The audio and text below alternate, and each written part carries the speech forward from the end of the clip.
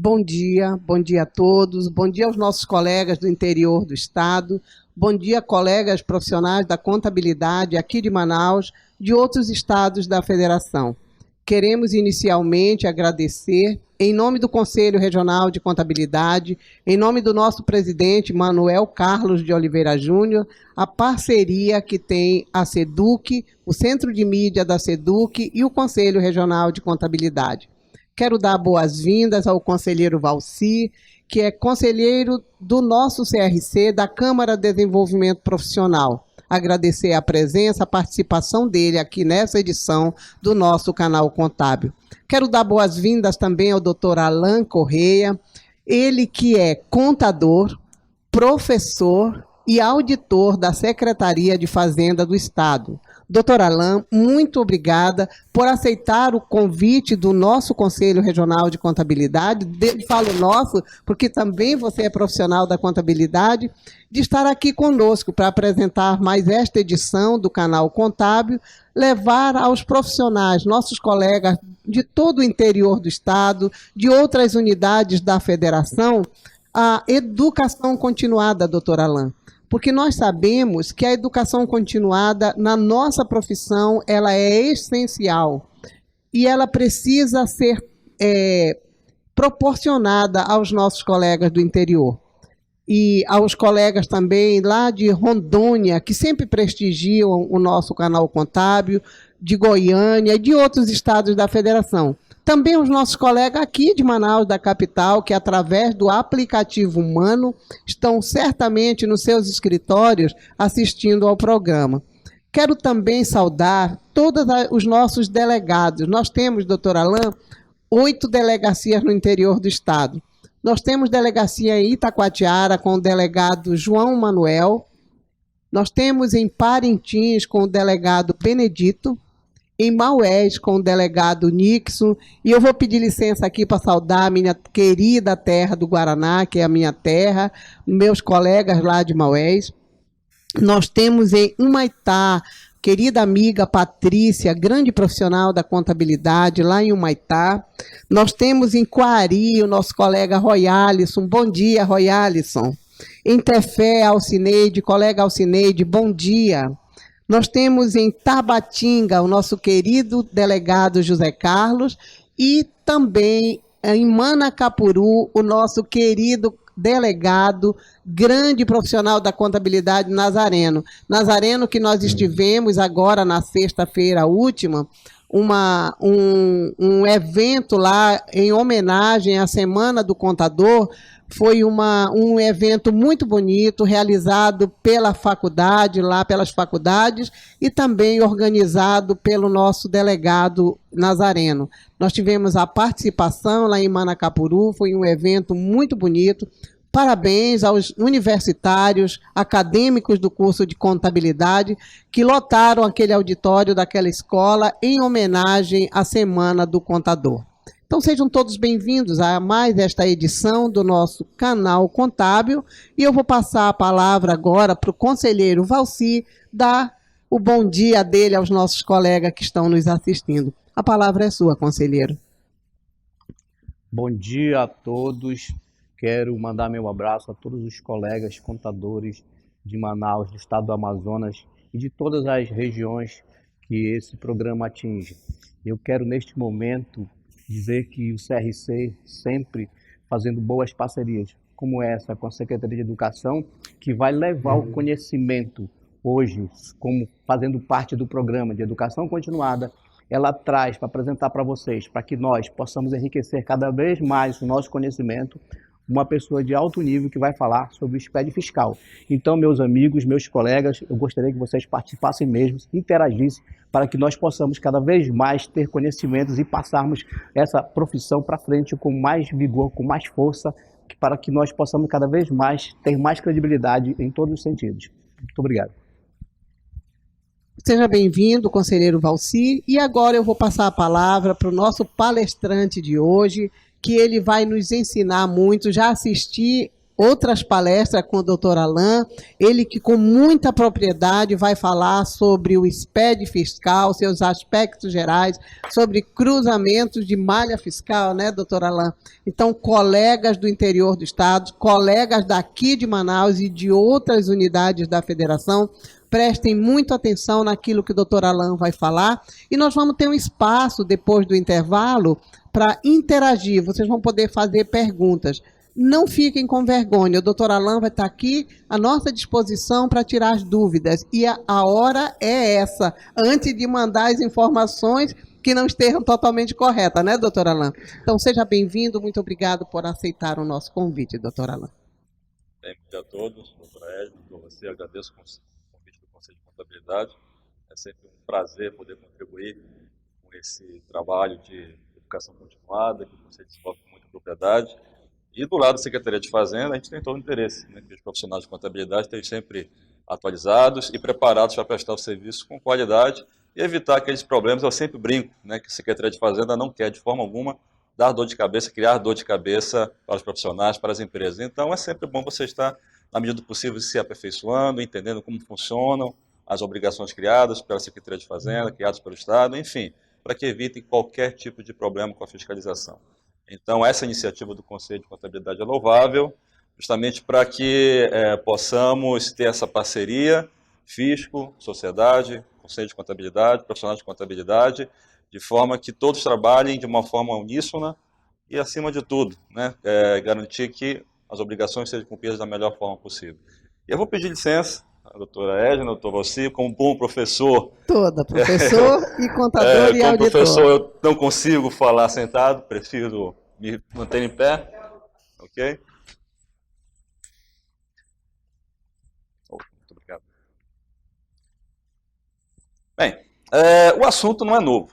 O assunto escrituração fiscal digital, o SPED fiscal, já tem aí desde 2009, só que sempre tem alguma coisa que deve ser esclarecida. Você tem sempre profissionais que estão entrando no mercado de trabalho, então é importante sim, né, que os senhores tenham acesso a essa informação, entendam como é que funciona a sua obrigação tributária acessória, e esse é o nosso objetivo aqui nessa conversa de hoje.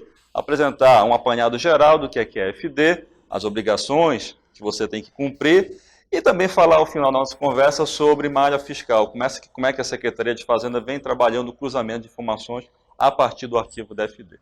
Então, para início de conversa, o que é a escrituração fiscal digital? É um arquivo digital no qual o contribuinte, as empresas, o contribuinte, cumpre a sua obrigação de apresentar informações de natureza econômico-fiscal ao fisco, né, a Secretaria de Fazenda e a Receita Federal. Antigamente, essas obrigações, essas informações, elas eram prestadas por meio de livros convencionais, mas a partir do advento do SPED, essas informações passaram a ser apresentadas de um meio exclusivamente digital. Então é isso, meus amigos. O SPED fiscal é um arquivo digital apresentado pelo contribuinte, no qual ele declara essas informações ao fisco, que a partir dessa declaração começa a fazer o seu trabalho. Então eu sempre gosto muito de martelar isso na cabeça. A FD, o SPED fiscal, a escrituração fiscal digital é um arquivo digital. A forma como você cumpre a sua obrigação de escriturar os livros fiscais e apresentar ao fisco é através do envio desse arquivo. Não tem outra forma. Ok?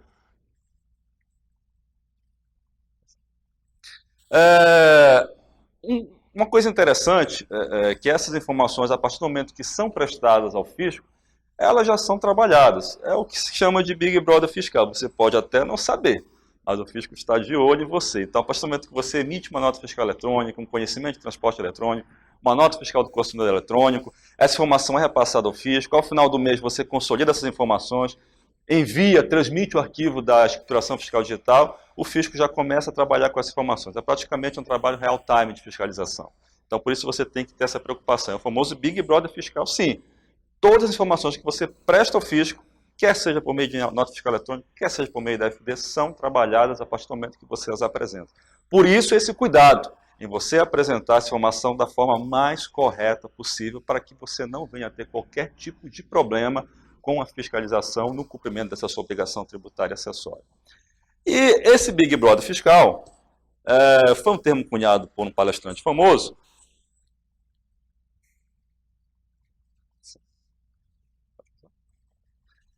O SPED fiscal, o Sistema Público de Escrituração Digital, ele é formado de vários projetos que são administrados ou pela Receita Federal, ou pela Receita Federal e Estados, ou pela Receita Federal, Estados e municípios. No caso dos estados, nós temos esses projetos, esses principais projetos, que o contribuinte tem que cumprir a obrigação tributária acessória de emitir um documento fiscal eletrônico ou apresentar um arquivo de escrituração fiscal digital. Nós temos o primeiro projeto que foi apresentado, que entrou em produção, que é a nota fiscal eletrônica lá em 2007. Na sequência você teve a FD, de escrituração fiscal digital, a nota fiscal de consumidor eletrônico, conhecimento de transporte eletrônico e o manifesto de documentos fiscais eletrônicos. Essa sopa de letrinhas aqui é o que a gente chama de SPED, Sistema Público de Escrituração Digital. Todos os projetos dentro do SPED relativo a você quebrar esse paradigma do documento em papel, do documento convencional e passar a trabalhar exclusivamente com informação em meio digital, arquivos digitais apresentados pelo contribuinte. Lembrando sempre, a nota fiscal eletrônica, conhecimento de transporte eletrônico, a AFD, você tem um arquivo que é gerado pelo contribuinte, informado pelo contribuinte e assinado digitalmente pelo contribuinte. Isso garante a autenticidade, a segurança jurídica de toda essa informação prestada pelo contribuinte ao fisco. Então você está assinando, está atestando aquela informação prestada ao fisco e ela tem toda a validade jurídica. E a partir daí você tem toda a repercussão. Por isso esse cuidado, quando você emite uma nota fiscal eletrônica, quando você apresenta um arquivo da FD, cuidado com a informação que você está apresentando, porque você está assinando essa informação, garantindo a veracidade dessa informação. Ok? Muito bem. Na sequência, é importante os senhores terem conhecimento das principais normas aplicáveis à escrituração fiscal digital. No caso aqui eu estou trazendo apenas as 4 principais, 2 nacionais e 2 estaduais. No caso da nacional, o ajuste CNF número 2 de 2009 e o ato COTEP CMF 9 de 2008. O ajuste CNF, eu diria que é a norma principal, é uma norma de âmbito nacional, em que os estados têm que observar quando vão disciplinar a FD para os seus contribuintes, a norma estadual não pode, de forma alguma, colidir com, com as normas previstas no ajuste CNF 2 de 2009. Eu sempre faço o seguinte comparativo. Você tem a Lei Candir, a Lei Complementar 87 de 96, que regulamenta o ICMS em nível nacional, né, estabelece normas gerais para o ICMS. Não pode o Estado, na sua legislação própria, legislar de forma diferente, que colida com a Lei Candir, a Lei Complementar 87 de 96. A mesma coisa vale para a FD. Não pode o Estado estabelecer uma obrigação relativa à FD que bata de frente com o que você tem previsto no ajuste CNF 2 de 2009. Por exemplo, esse ajuste estabelece que os livros fiscais apresentados dentro do arquivo da FD, uma vez apresentados pelo contribuinte, de forma digital, dispensa-se a obrigação de mantê-los no formato convencional, impressos, encadernados e autenticados. Não poderia qualquer Estado, de forma diferente, dizer, não, apesar do contribuinte estar obrigado a FD, dele me mandar o arquivo da FD, eu vou continuar obrigando ele a manter a escrituração convencional, ou seja, manter os livros físicos.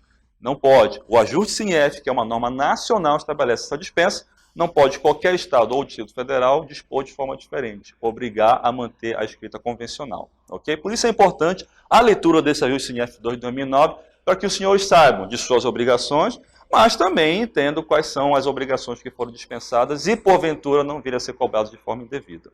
O ato COTEP 9 de 2008 é uma norma mais técnica. Como eu falei, a FD é um arquivo digital que o contribuinte gera e apresenta para o fisco. Esse arquivo ele tem um formato, tem um layout, né, tem toda uma estrutura que foi estabelecida. Como é que você sabe qual é o layout, qual é a estrutura que foi estabelecida? Através do ato COTEP 9 de 2008. Esse ato COTEP é um guia, né, para que o contribuinte possa adaptar o seu sistema, onde já tem todas as informações de seu movimento econômico, emissão de notas, aquisição de mercadorias, notas de entrada. Então, o contribuinte já tem essas informações no seu sistema para que ele não tenha que ter um retrabalho, digitar isso novamente em um outro programa. Ele pode gerar o arquivo da FD a partir dessas informações contidas no seu sistema, né, no seu aplicativo. E ele faz uma simples adaptação. Essa adaptação com base no ato COTEP, onde você tem toda a especificação técnica para a geração do arquivo da FD. Ok? Mas eu não sou de TI. Então você vai pegar esse ato COTEP, vai jogar no peito da sua equipe de TI e diga, olha, faça a adaptação do nosso sistema, porque não vou ter um retrabalho de digitar tudo que eu tenho aqui no meu sistema no programa da FD. Não há essa necessidade. Você segue o ato COTEP 9 de 2008 e você tenha a possibilidade de gerar toda a informação da FD a partir do seu sistema que já está registrado. Aqui no estado do Amazonas nós temos duas normas principais que tratam da FD. O decreto 28841 de 2009, não trata só da escrituração fiscal digital, trata do SPED de uma forma geral aqui no estado do Amazonas. Então lá você tem normas relativas à INFE, ao CTE, à escrituração fiscal digital. A principal norma relativa à FD, eu chamo a atenção dos senhores, é a resolução 16 de 2014. Essa aqui não tem jeito. Se você trabalha com FD, se você vai trabalhar com FD, se você quer entender como funciona a FD, você tem que dormir abraçado com essa norma. É a principal norma relativa à FD, a escrituração fiscal digital, aqui no estado do Amazonas. Inclusive, tem algumas coisas bem específicas aqui no estado do Amazonas, a questão da consolidação de saldos, estimativa fixa trimestral, apuração de operações incentivadas. Então, coisas bem específicas aqui do estado do Amazonas que você encontra a informação de como prestar, como declarar na FD, na resolução 16 de 2014. Então, meus amigos, não tem acordo. Você trabalha, vai estudar FD, você tem que necessariamente entender, ler, dormir abraçado com a resolução 16 de 2014 da Secretaria de Fazenda. Muito bem. A sequência. Quem é obrigado à escrituração fiscal digital aqui no estado do Amazonas? Basicamente todo mundo. Tá? Se você é contribuinte do ICMS, se você é do regime normal, se você é do regime estimativa, você é obrigado a apresentar mensalmente o arquivo da escrituração digital. Mas além se for simples, se você for simples, você está dispensado. Okay? É a única exceção. Então, se você é simples nacional, você está desobrigado de apresentar o arquivo da FD. Mas se você for qualquer contribuinte que não se enquadra no regime do simples, estimativa fixa, regime normal, você necessariamente tem que apresentar o seu arquivo da FD mensalmente. E aí um grande detalhe, ok? Aqui no estado do Amazonas, quem já trabalha, quem já está aí no mercado, sabe que a gente tem uma condição sui generis. Você pode ter um CNPJ com 1, 2, 3, 4, até 5 inscrições. E no nosso caso, aqui no Amazonas, cada inscrição estadual é tratada como estabelecimento em separado, estabelecimento individualizado. Dessa forma, para cada inscrição estadual, você vai ter que apresentar um arquivo da escrituração fiscal digital. É assim, no Amazonas é assim, certo? Cada inscrição é tratada como estabelecimento individualizado, então todo mês você vai ter que apresentar um arquivo da FD para cada inscrição. Ok? Uma vez que você cadastrou uma inscrição na Cefaz, você ativou uma inscrição, já nasce a obrigatoriedade de você, para aquela inscrição, apresentar o arquivo da FD todo santo mês. Então, doutor Alain, é importante reafirmar essa questão. Se você tem um CNPJ que tem até 5 inscrições estaduais, para cada inscrição é tratado como um contribuinte. É isso, doutor Alain? Exatamente. Então, é muito importante, o doutor Alain está reforçando isso para que não haja dúvida, principalmente para os profissionais de contabilidade, que são os responsáveis pela transmissão dessas informações. Então, é muito importante ficar atento a isso daí. Obrigada, doutora Alain. Perfeito, doutora Edna. Então, só reforçando, no estado do Amazonas, cada inscrição é tratada como estabelecimento individualizado para fins de obrigatoriedade da FD. Cada inscrição tem que mensalmente apresentar o seu arquivo da FD. Ok? Beleza. Você ativou uma inscrição, cadastrou, ativou uma inscrição, nasceu a obrigatoriedade da FD junto à Secretaria de Fazenda, junto ao estado do Amazonas, junto à Receita Federal. Como é que eu faço para acessar essa obrigatoriedade, Ana? Só quando você cessar as atividades, ou por cancelamento, ou por baixo da inscrição estadual. Ou se você é do regime normal ou estimativa e virou Simples Nacional. Aí, nesse caso, você passa a ser desobrigado durante o período em que estiver na condição de contribuinte optante do Simples Nacional. A partir do momento que você for desenquadrado do Simples Nacional, voltou para o regime normal ou estimativo, você passa a ser novamente obrigado a apresentar o arquivo da FD.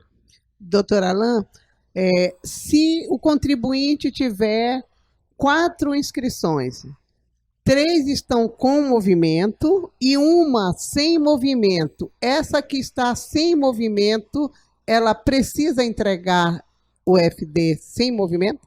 Sim, continua a obrigatoriedade. Você vai declarar, o arquivo vai apresentar as informações, no caso, sem movimento. Então, você basicamente não vai ter movimento de entrada, movimento de saída de apuração. Vai estar o que a gente chama de arquivo zerado, mas tem que apresentar mensalmente. Lembrando sempre, a obrigatoriedade só cessa com cancelamento ou baixa da inscrição. Enquanto a inscrição estiver lá ativa, ou uma suspensão temporária, continua a obrigatoriedade. Só cessa com o cancelamento ou a baixa, com a morte da inscrição, podemos assim dizer, ou pela opção do Simples Nacional, você sendo enquadrado no Simples Nacional. Do contrário, ainda que não tenha movimento, você vai ter que apresentar mensalmente o arquivo, doutor Edson.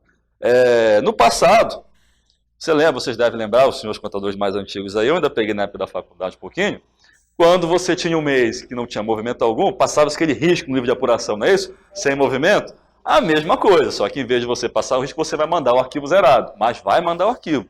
Você vai apresentar aquele arquivo e ao mandar o arquivo zerado, você está declarando ao fisco que não teve movimento naquele mês. Mas só faça isso se realmente você não teve movimento. Ok? Muito bem, vamos seguir.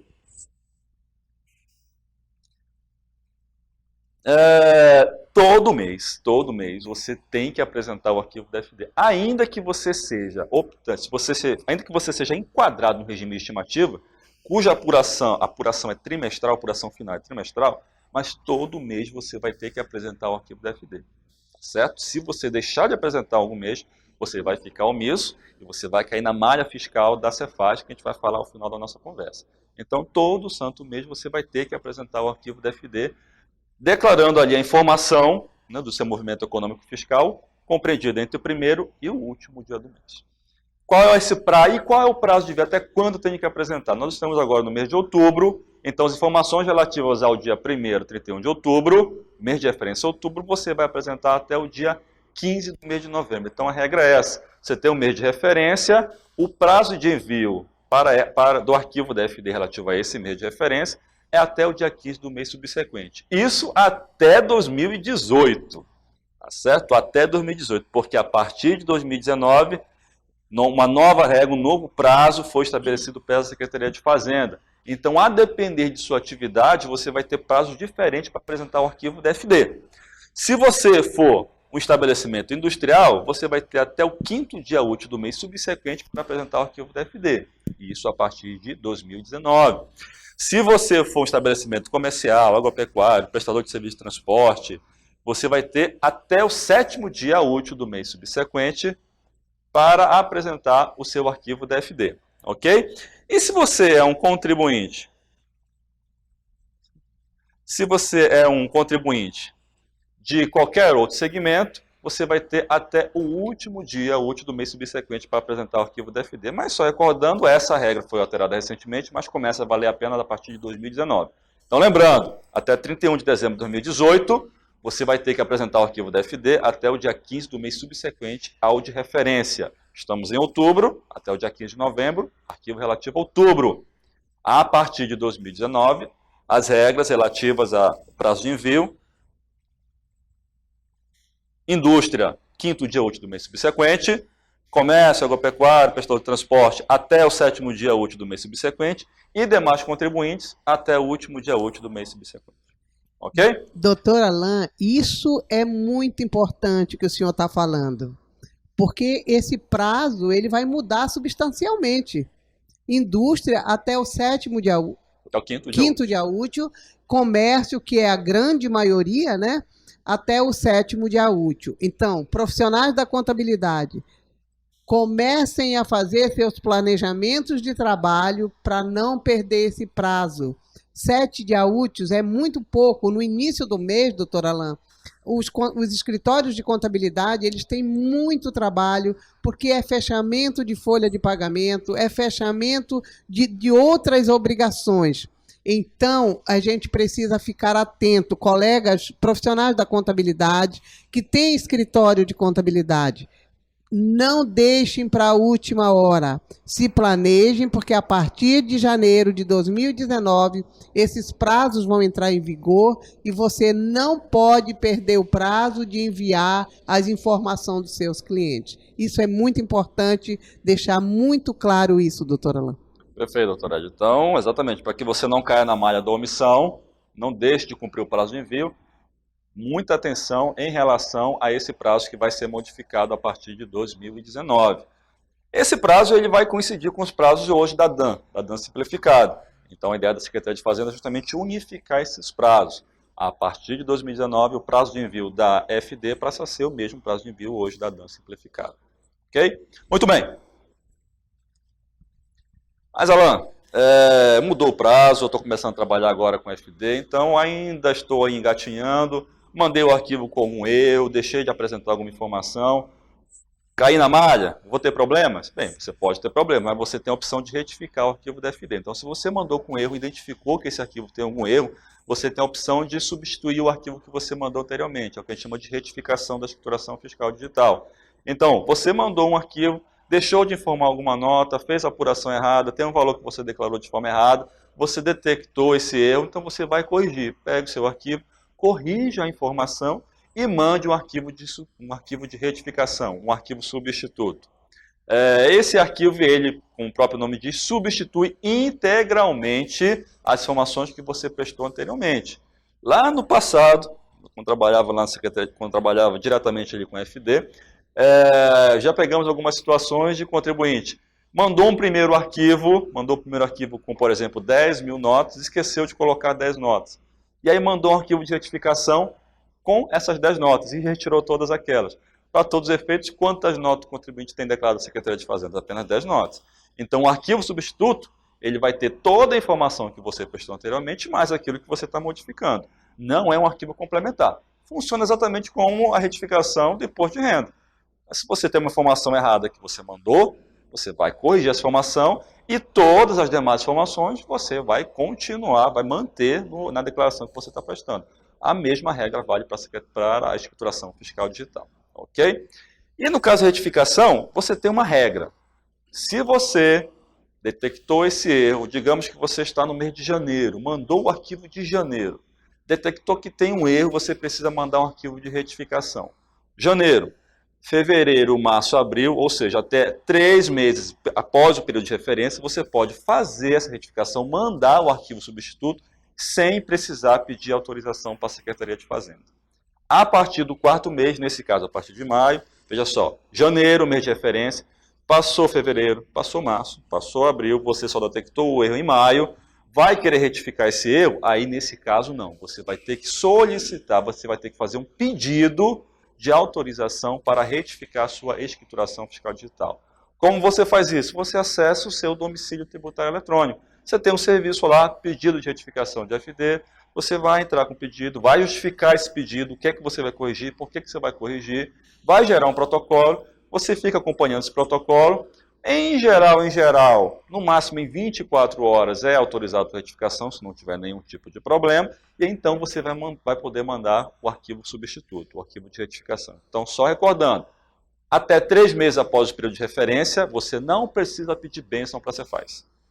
A partir do 4º mês, após o período de referência, necessariamente você vai ter que pedir bênção para a Cefaz. Vai acessar o seu DTE, vai acessar o serviço, pedir de autorização para retificação de FD, vai justificar, vai acompanhar o protocolo, uma vez autorizado, uma vez deferido o seu pedido, aí você pode mandar o arquivo. Lembrando sempre, uma vez que foi deferido o pedido, você tem até 10 dias para enviar o arquivo de retificação.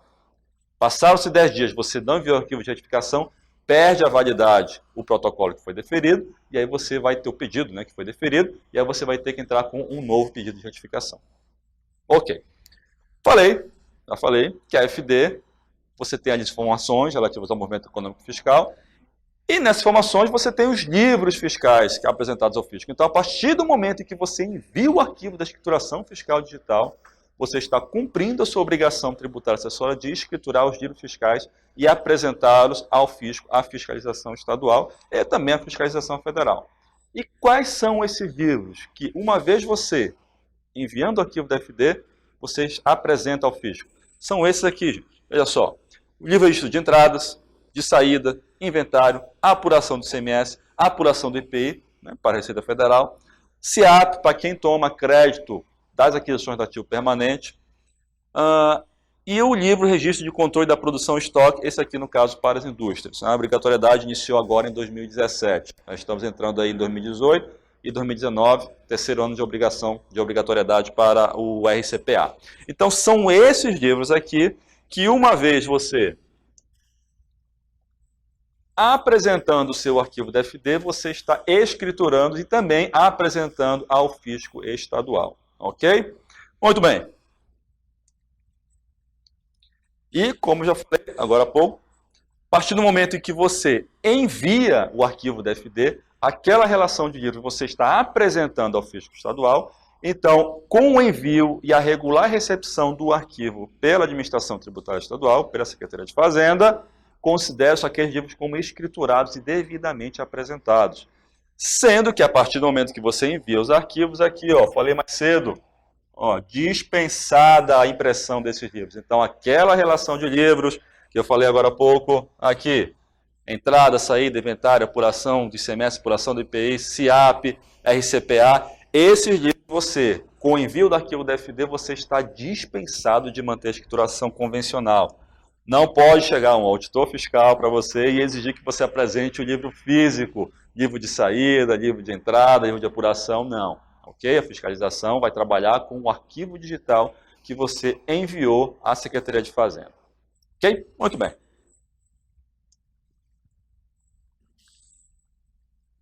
Como eu falei mais cedo, né, a FD é um arquivo digital que tem um layout estabelecido lá pelo Ato COTEP 9 de 2008. Enquanto layout, você tem uma estrutura. Enquanto arquivo digital, esse layout tem uma estrutura definida. O arquivo DFD ele é dividido no que chamamos de blocos de informações. Esses blocos de informações são assim estabelecidos. Veja só. No bloco 0, você tem a informação relativa à identificação da empresa. Ok, basicamente ali você tem identificação de CNPJ, inscrição estadual, inscrição SUFRAM, inscrição municipal, razão social, dados de endereçamento, identificação da empresa. E também nesse bloco 0, você trabalha as informações relativas às tabelas de participantes, que você informa clientes, fornecedores, tabela de itens em que você informa as mercadorias, produtos fabricados, ativo permanente, quais são os bens do ativo permanente que você toma crédito do SIAP. Então, essas tabelas você informa no bloco 0, porque você, para cada um desses itens, clientes, fornecedores, ativo permanente, mercadorias, você vai criar um código e esse código você vai utilizar na escrituração lá no bloco C e no bloco D. Então, a gente tem no bloco 0 a identificação da empresa e a informação dessas tabelas do contribuinte. No bloco C, ali você apresenta a sua escrituração dos documentos fiscais relativas às operações com mercadorias, entrada e saída. Então, as operações com mercadorias, nota fiscal do consumidor, isso tudo é escriturado no bloco C. No bloco D, você também tem a escrituração de documentos fiscais, só que nesse caso relativo aos serviços sujeitos à incidência do ICMS, serviço de transporte e serviço de comunicação. Documentos de saída e documentos de entrada. Se você é tomador do serviço de transporte, vai escriturar lá no bloco D o seu conhecimento de transporte. Se você é transportador, você vai lá no bloco D e escriturar o seu documento de saída, o seu CTF. O bloco E, esse aqui é o bloco. É ali que a mágica muitas vezes acontece. Certo? É a apuração de ICMS. No nosso caso aqui, nós temos a apuração de ICMS, operações próprias, operações não incentivadas, operações incentivadas, substituição tributária e também a diferença de alíquota de FAO da emenda complementar 87 de 2015. Então, você dentro do arquivo da FD tem esse conjunto de apurações de ICMS que você pode e deve informar se por acaso opera com alguma dessas situações. Se tem ST, operação com ST, vai informar a apuração de ST. É indústria incentivada, vai apresentar uma apuração de incentivada. É comércio? Vai lá no bloco E, operações não incentivadas de comércio. É transportador? Vai lá no bloco E também. Tem operações sujeitas a diferente de alíquota, o DIFAL da emenda 87? Vai ter uma apuração específica para isso. E lá nessa apuração você vai informar seus débitos, seus créditos, outros créditos, tudo isso lá no bloco E. O bloco G, controle de crédito do ativo permanente, o CIAP. Isso aqui para quem toma crédito do CIAP, para quem toma crédito nas aquisições do ativo permanente.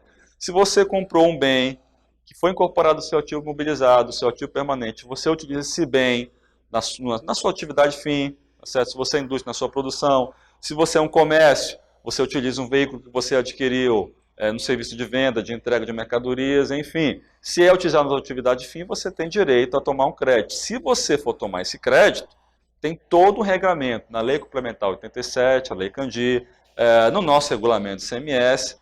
E dentre essas regras, você tem que apresentar a escrituração em um documento próprio. É justamente o nosso bloco G, o documento SIAP. Então, para você tomar crédito do SIAP, da inscrição do tipo permanente, necessariamente você vai ter que apresentar a escrituração do bloco G.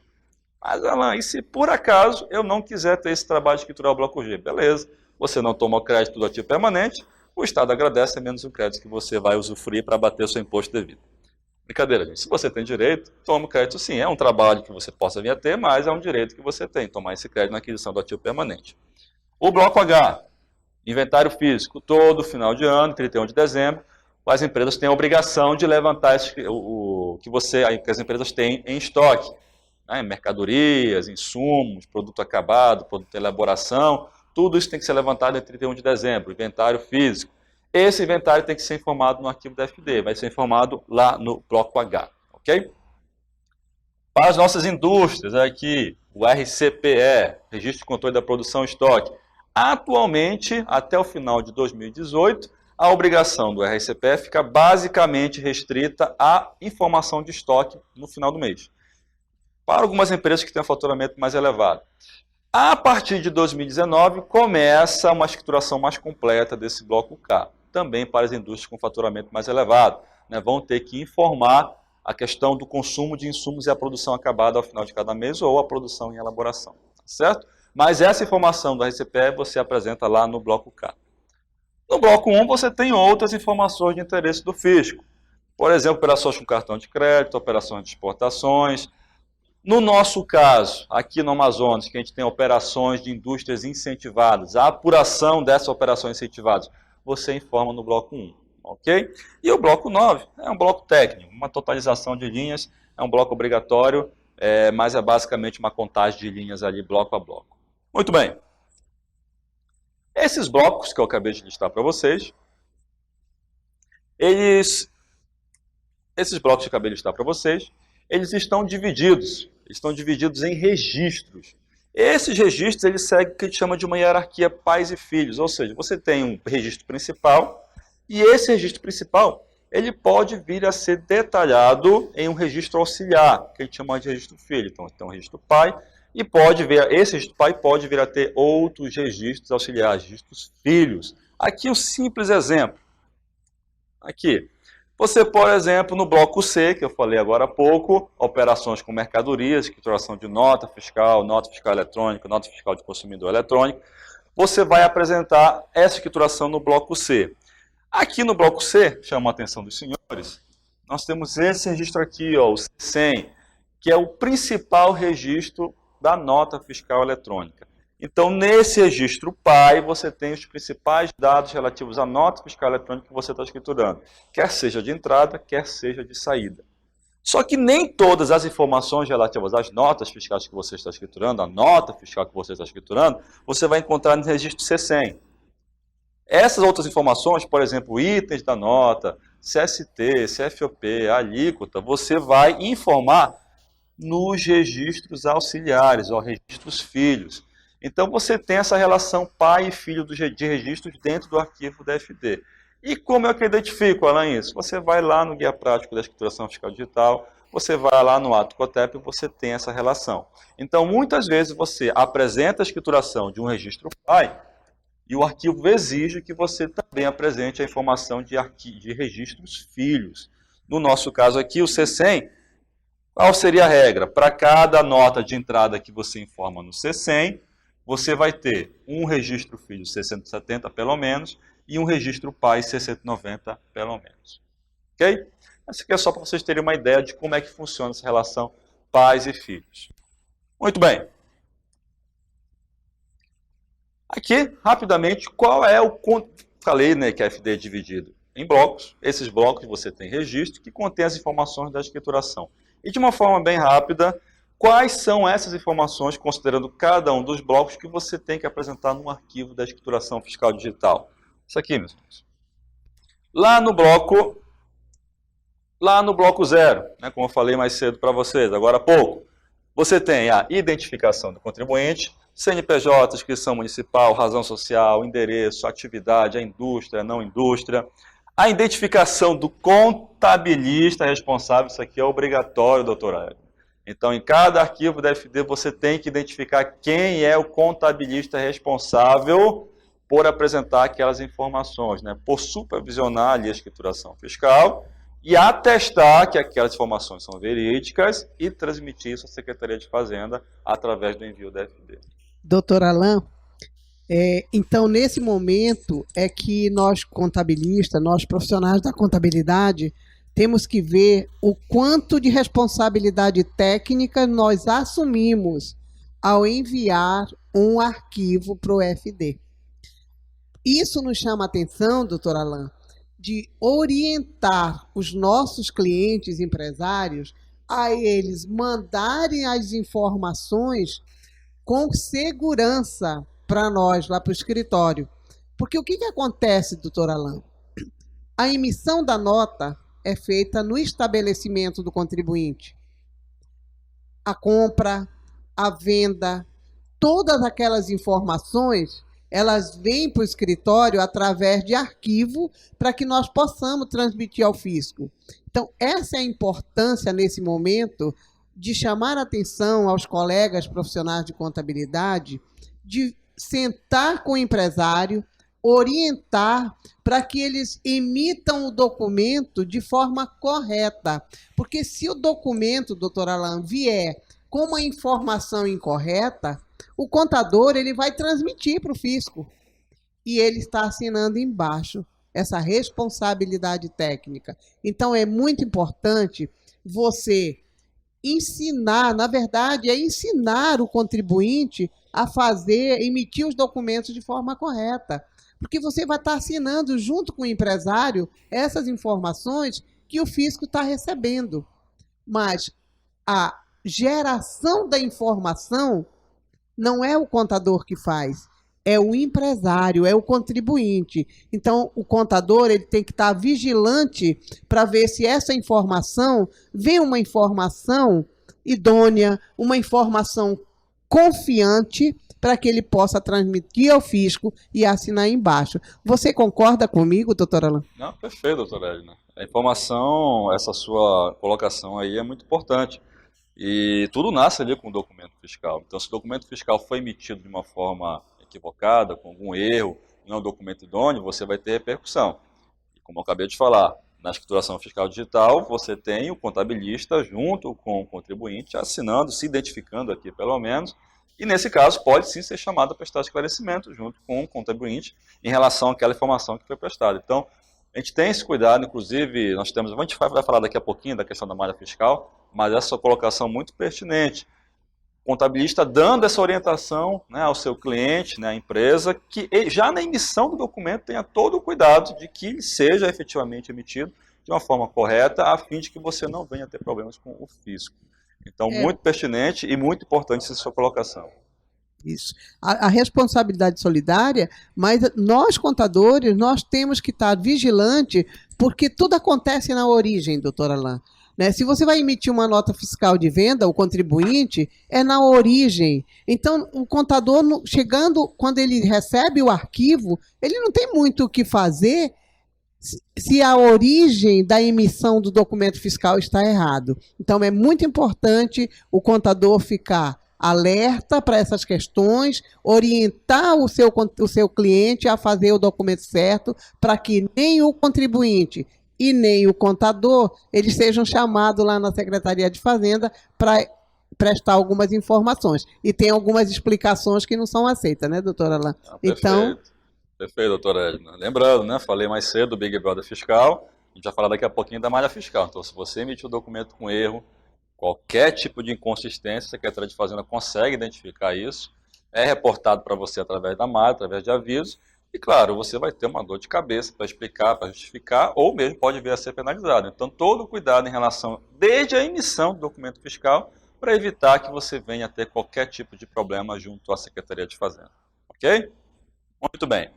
Ainda no bloco 0, falei mais cedo também, agora há pouco, você tem o que a gente chama de tabelas do contribuinte. Cadastro de participante, cadastro de item, cadastro de bens do ativo mobilizado. Basicamente, você atribui códigos e esses códigos, no momento que você for escriturar os documentos fiscais, no momento que você for escriturar o documento do SIAP, você vai, dentro dessas tabelas que você identificou, os itens, bens do ativo permanente, mercadorias, produtos, fornecedores, clientes, que você atribuir um código, é esse código que você vai utilizar quando for informar os registros no bloco C, no bloco D, no bloco G. Ok? Muito bem. No bloco C, aqui você tem a escrituração dos documentos relativos às operações com mercadorias. Documentos de entrada e documentos de saída. Então, lá no bloco C que você vai apresentar a escrituração da sua nota fiscal eletrônica, modelo 55, da sua NFCE, da sua nota fiscal avulsa, se for o caso. Cupom fiscal, né, que nós sabemos aí está em franca extinção, com a exceção de alguns municípios do interior. Todos os demais aí já estão hoje obrigados a NFCE, ok? Nota fiscal de fatura de energia elétrica, de água, de gás, enfim. Todos os documentos relativos à operação com mercadorias, entradas e saídas, você vai ter que informar lá no bloco C. E aí, no caso, um detalhe interessante, o arquivo da FD, ele trabalha com o que chama de perfil do informante, perfil do contribuinte. Esse perfil, ele determina qual o nível de detalhamento que você vai apresentar na escrituração dos seus documentos fiscais. Você tem 3 perfis, A, B ou C, o A mais completo, o B um pouco mais resumido e o C extremamente resumido. E aí vocês me perguntariam, se pudesse agora, Alan, qual é o perfil aqui no estado do Amazonas? É claro que é o mais completo. É o perfil mais detalhado possível, ok? E aí não adianta você, não é o caso de vocês, claro, mas tentar dar uma despertinho. Já que o perfil A é o mais completo, eu vou tentar informar no perfil C. No momento que você tentar transmitir o arquivo, a gente cadastra lá, inscrição, perfil, inscrição, perfil. Então, no arquivo, você declara qual é o perfil que você está apresentando. Na hora que for transmitir o arquivo, a gente vai detectar o seguinte, olha, esse contribuinte do perfil A tentou mandar o arquivo do perfil C, você não vai conseguir. Então, sem choro, aqui no estado do Amazonas é perfil A, os documentos com o maior nível de detalhamento possível, tá? Todos os itens do documento têm que ser informados, não tem como fugir. No Amazonas é assim. Ok? Vamos seguir. Lá no bloco D, você tem também a escrituração dos documentos fiscais, entrada e saída, mas nesse caso, serviço sujeito à incidência do ICMS, serviço de transporte, serviço de comunicação. Ok? No caso do serviço de transporte, você tem o conhecimento de transporte eletrônico, nota fiscal de serviço de transporte, bilhete de passagem eletrônica, e no caso do serviço de comunicação, a nota fiscal do serviço de comunicação e telecomunicação. Se você é o prestador de serviço, você vai escriturar esses documentos, né, como documento de saída, né, documento de prestação de serviço. Se você é o tomador de serviço, você vai escriturar como documento de entrada. Você adquiriu esse serviço. Ok? Muito bem. Dando prosseguimento. Lá no bloco E, eu falei mais cedo, é onde a mágica acontece. Não é isso? Lá no bloco E, você vai apresentar a apuração do ICMS e a apuração do IPI. A apuração do ICMS, que é a nossa praia, aqui na Secretaria de Fazenda, você vai ter informação do ICMS, operações próprias, como eu falei mais cedo, substituição tributária e o DIFAL relativo à emenda constitucional 87 de 2015. Tudo isso informado lá no bloco E. No bloco E, então, você vai ter, no caso da apuração própria, por exemplo, tudo aquilo que você declarou de débito, documentos fiscais, que você informou lá no seu bloco C, lá no seu bloco D, você vai trazer para a sua apuração, vai totalizar esses débitos e vai trazer débitos do período. Todos os créditos que você tem relativos ao documento de entrada, aquilo que você adquiriu, mercadoria para revenda com direito a crédito, insumos com direito a crédito, tudo isso você vai somar, totalizar e trazer isso para a sua apuração. Eventualmente, você pode ter outros créditos que você pode aproveitar na sua apuração. Você pagou um ICMS notificação de antecipação tributária, naquele mês que você pagou, tem direito a crédito. Você tem energia elétrica, você tem direito a crédito, então você vai poder se creditar, no caso de indústria, por exemplo. Você tem um processo de restituição de débito, pagou indevido um valor lá atrás e agora você autorizou que você possa se creditar, possa usar esse valor. Pode lançar na sua apuração, na sua escrituração como ajuste a crédito. Então, todos esses ajustes da apuração você também vai apresentar lá no bloco E. Ajuste a crédito, ajuste a débito, eventuais estornos. Você vai apresentar se for o caso, deduções do saldo devedor que você apurou, ou se você tiver um saldo credor apurado a transportar para o período seguinte, tudo isso vai compor a sua apuração e tem que ser devidamente informado no arquivo da escrituração fiscal digital, lá no seu bloco E, lá na sua apuração. À exceção das indústrias incentivadas, a gente vai falar daqui a pouco, como é que funciona a apuração das operações com produtos incentivados. Ok? E ao final, você vai declarar à Secretaria de Fazenda quanto é o imposto que você apurou e vai recolher, ou qual é o saldo credor que você vai transportar para o período seguinte. No caso da Receita Federal, você, contribuinte do IPI Indústria, também tem que apresentar a apuração do IPI. Ok? Muito bem. Falei que no bloco E você tem a apuração do ICMS. Só que no caso das operações com produtos incentivados, né, produtos que gozam com incentivo fiscal, de acordo com a nossa Lei 2826 de 2003, aí você tem uma apuração em separado que fica no bloco 1.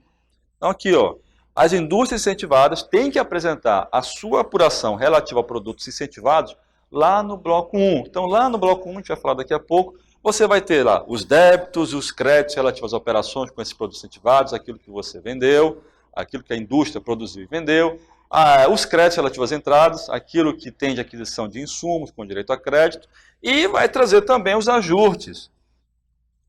Os ajustes de apuração, que é que você tem direito de outros créditos, pagou no ICMS importação, ICMS notificado, antecipação nacional. Então você tem direito a crédito, vai trazer isso para a sua apuração como outros créditos.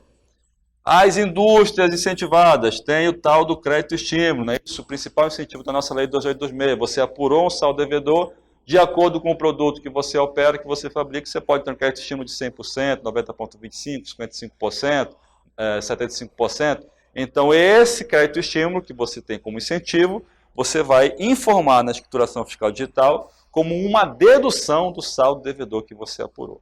Ok? Muito bem. E as contribuições financeiras, né? FTI, FNPS, UEA, as contrapartidas pelo incentivo concedido pelo Estado, você também vai declarar isso no arquivo da escrituração fiscal digital. E ao final, o ICMS que você tem a recolher, o saldo credor que você tem a transportar para o período seguinte, no caso das indústrias incentivadas lá no bloco 1. Muito bem. O bloco G, eu falei mais cedo, para quem adquire bens para o ativo imobilizado, utiliza esse bem lá na sua atividade fim, né? Se você é indústria, utiliza lá na sua produção. Se você é comércio, está lá utilizando um veículo, por exemplo, para entrega de mercadorias vendidas. Então, você tem direito a esse crédito na aquisição do ativo permanente. Só que para você tomar esse crédito, você primeiro tem que observar as regras da Lei Candir. Apropriar o crédito mensalmente em 48 parcelas, né? Ou observar a proporcionalidade, só posso aproveitar o crédito das minhas saídas tributadas ou para exportação sobre as minhas saídas totais, né? Isso é esse percentual, essa é a proporcionalidade. E tudo isso você vai informar lá no bloco G. No bloco G você vai informar cada um dos bens que você vai tomar crédito, que você quer aproveitar o crédito, vai calcular a parcela de 1,48 avos, vai fazer o cálculo dessa proporcionalidade, saídas tributadas e mais exportação sobre saídas totais, ok? Vai informar quais os bens que você está incorporando ao ativo permanente naquele mês, quais os bens que você está desincorporando, aqueles bens que você finalizou ali, está apropriando a última parcela, tudo isso tem que ser devidamente informado no bloco G, lá no CIAP. Alan, isso dá muito trabalho. Se eu não quiser tomar o crédito ativo permanente, eu preciso apresentar o CIAP? Não. Aqui, ó. Não.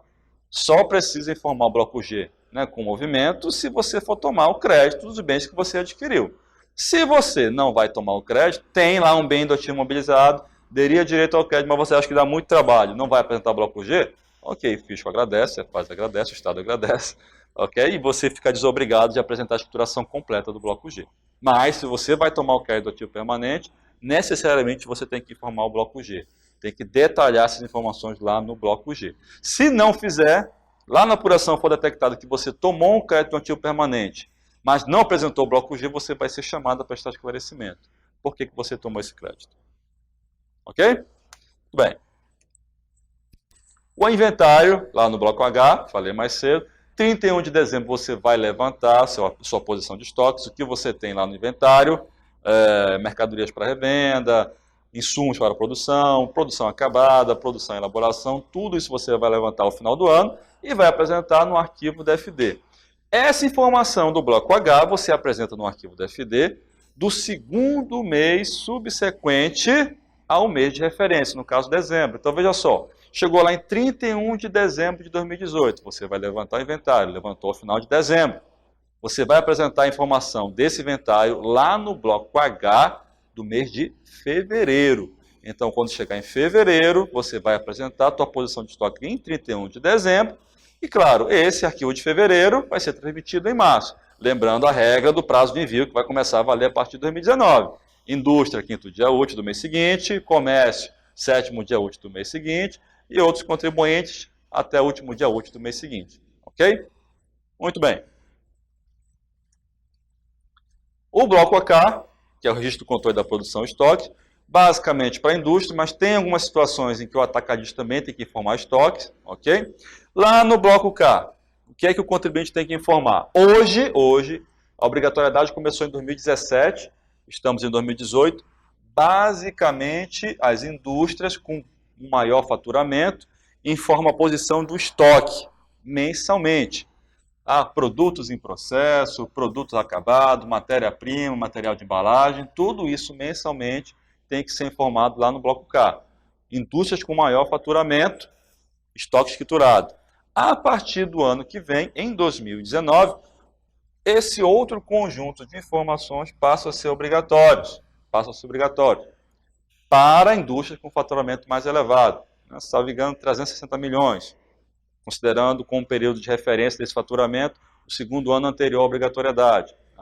Então, a partir de 2019, algumas indústrias passam a ter que apresentar informação sobre a produção própria, os itens produzidos e que foi consumido de insumo, industrialização realizada por terceiros, desmontagem de mercadoria, reprocessamento. Então, começa a ter uma escrituração mais completa desse bloco K, a partir de 2019, para algumas indústrias. Como é que eu sei se eu estou obrigado ou não, Alain, a apresentar a escrituração mais completa? Lá no ajuste em F2 de 2009, você tem a regra e o cronograma de obrigatoriedade do bloco K. Então, recomendo a leitura para quem é do segmento, né, no caso de indústria, recomendo a leitura e, cara, para os contabilistas que prestam assessoria para as indústrias, para saber em que momento você vai estar obrigado a apresentar a escrituração do bloco K, inclusive a escrituração completa do bloco K. Então, os contadores já têm que começar agora, né, doutora Alain, porque nós já estamos em outubro, e já orientar os seus contribuintes da indústria para que eles também se organizem seus processos, melhorem seus processos, para que a informação vá de forma correta para o contador enviar para o fisco, não é isso? Perfeito, perfeito. É bom até verificar, a obrigatoriedade começou em 2017, 2018, já no segundo ano, para a indústria com maior faturamento, só posição de estoque. Até verificar se por acaso deixou de apresentar informação, então correr ali para já retificar. E a partir de 2019, para algumas indústrias que têm faturamento maior, que já estão apresentando o estoque, começa, né, só frisando aqui a escrituração completa. Então é importante sim, prestar assessoramento, saber se a indústria está nessa obrigatoriedade, se não está ainda, quando vai estar, e aí já se preparar. Porque deixar para cima da hora, a gente sabe a correria que fica, né, preparar, adaptar sistemas, então é bom se precaver e já se antecipar à obrigatoriedade. Muito bem. No bloco 1, você tem outras informações de interesse do fisco. Aqui eu só listei algumas, ok? Por exemplo, informações de exportações realizadas, né, do período. Para quem é do segmento de combustíveis, o LMC, o Livro de Movimentação de Combustíveis, varejo de combustível, posto de combustível, tem que apresentar essa informação no arquivo da FD. E aqui uma ressalva. Quem é do segmento sabe que tem o LMC físico, é isso? E nós temos aqui o LMC no arquivo da FD, a versão digital. O LMC apresentado no arquivo da FD não dispensa a obrigatoriedade de manter o LMC físico. Alain, isso é uma incongruência. Não, é porque o LMC é um livro estabelecido hoje pela ANP, a Agência Nacional do Petróleo. É um livro utilizado pela ANP. E, no caso, a ANP mantém a exigência do livro físico.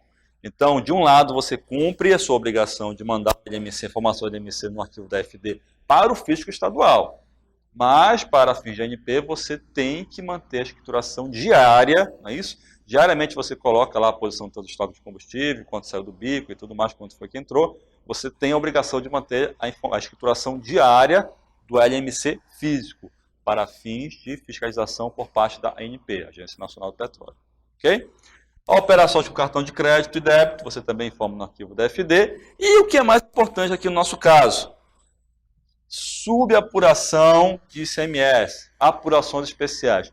Nesse caso, aqui no estado do Amazonas, a gente trabalha essa subapuração para informação da apuração do ICMS relativa a produtos com incentivos fiscais. Então, se você é uma indústria, tem incentivos aqui da Zona Franca de Manaus, da nossa Lei 2826, essas operações relativas aos produtos incentivados, débitos e créditos de produtos incentivados, você não vai informar no bloco E.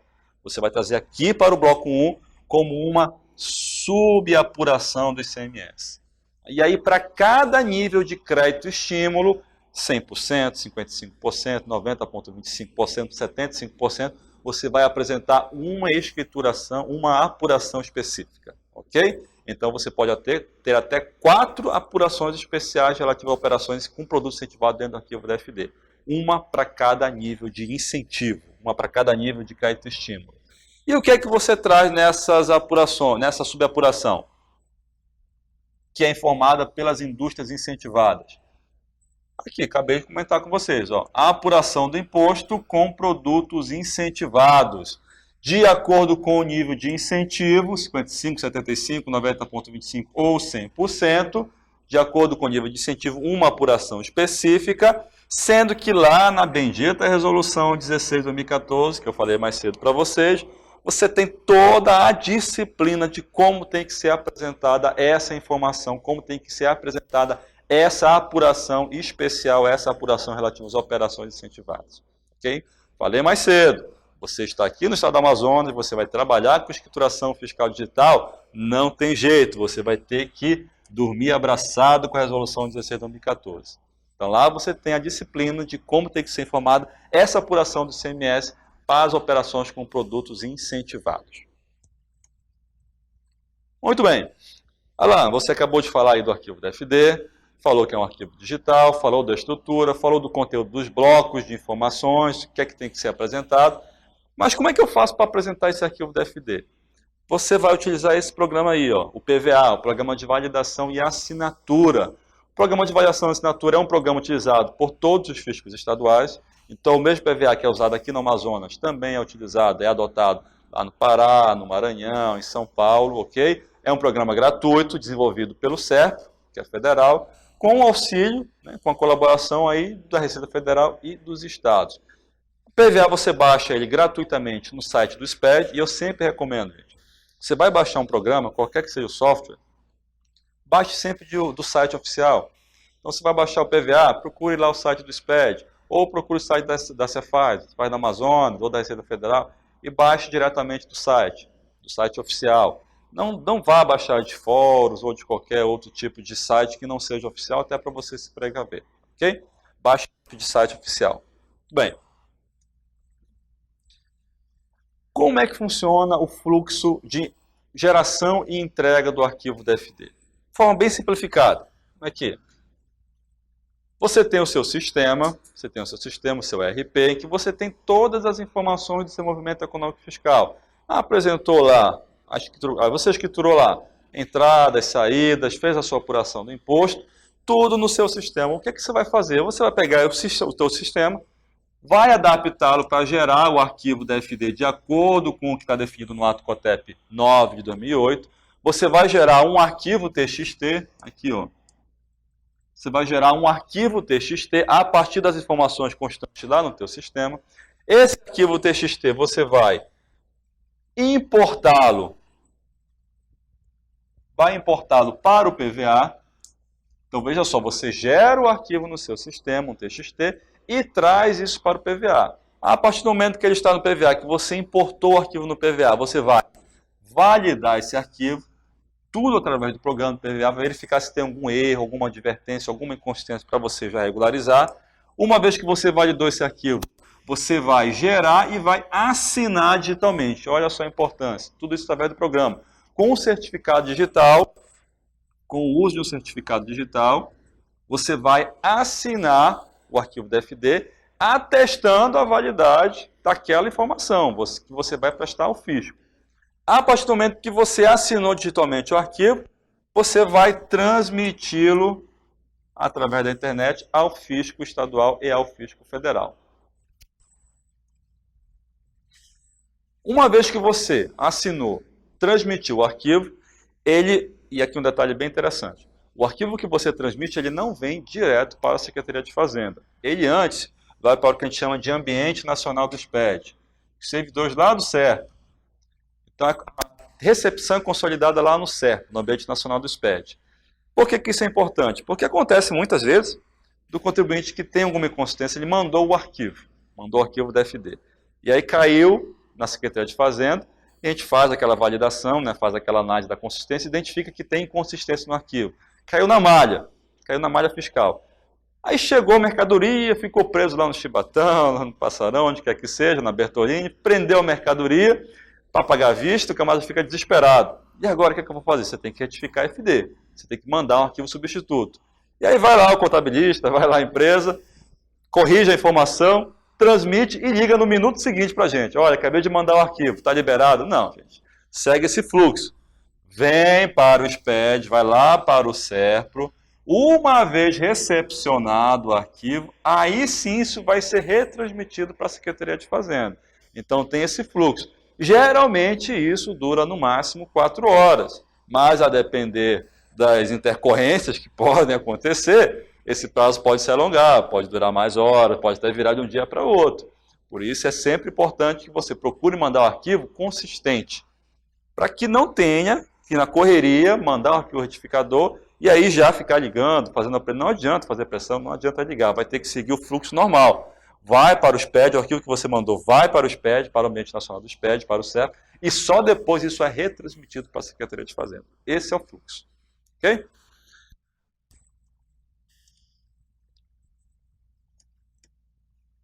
E uma vez recepcionado, uma vez que você transmitiu o arquivo, foi recepcionado pelo Ambiente Nacional do SPED, pelo SERP, o SERP retransmite isso para a Secretaria de Fazenda. E a partir daqui a gente começa a trabalhar com a informação que você prestou. Começa a trabalhar nossas malhas fiscais que a gente vai falar na sequência. Ok?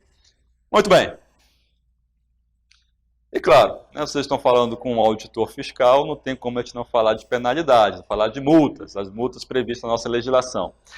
Então vejam só, nós temos 3 penalidades previstas na nossa legislação, na nossa Lei Complementar 19, lá no artigo 101, específicas da FD. Quais são essas penalidades? Aqui.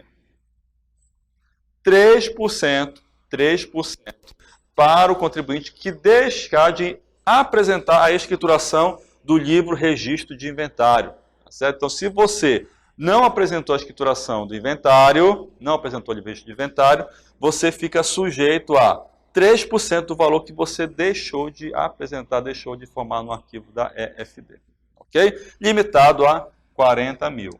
Aqui, ó, livro de inventário apresentado em meio físico ou digital. Então, a FD é um arquivo digital. Se fizermos a apuração lá, detectarmos que você deixou de apresentar valor de inventário e teria que ter valor de estoque, na fiscalização você pode ter uma multa atribuída de até 3%, limitada a 40 mil. Para o contribuinte que deixou de apresentar o arquivo da FD, não cumpriu lá o prazo, não apresentou, não enviou o arquivo no prazo, iniciou uma fiscalização, foi detectado que você está omisso, aqui, gente, ó, 1%. 1% do valor contábil das operações ou prestações que você deixou de apresentar por não enviar o arquivo da FD. Então a gente consegue, mas como é que é feito isso?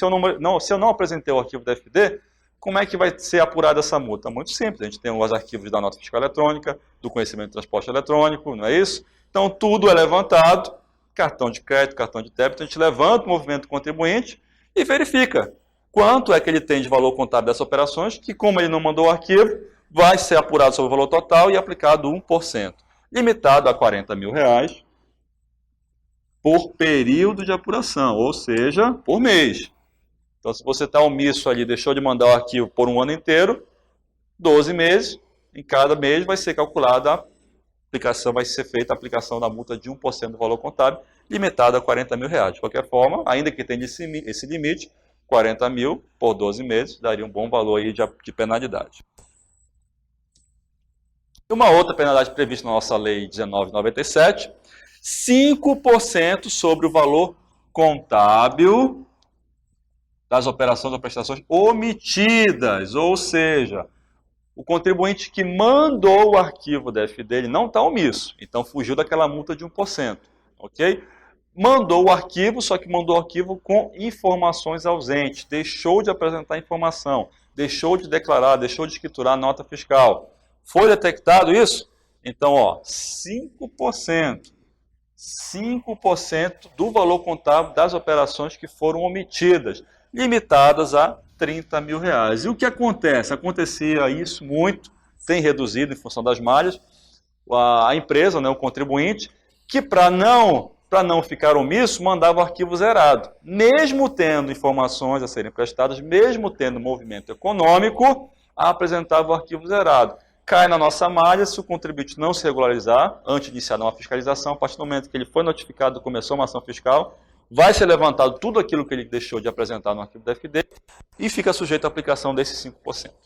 Doutor Alain, então nesse caso estaria aquela situação de o contribuinte tinha 50 notas e apresentou 48. 2 ficou de fora e ele não regularizou a tempo nos 3 meses, nem depois pediu benção da Cefaz e foi detectado só numa fiscalização. Então, essa multa aí ele estaria sujeito? Sim, ficaria sujeito a essa multa de 5%. Né? Omitiu ali, deixou de apresentar, no exemplo que você deu, doutora, as 2 notas, por exemplo.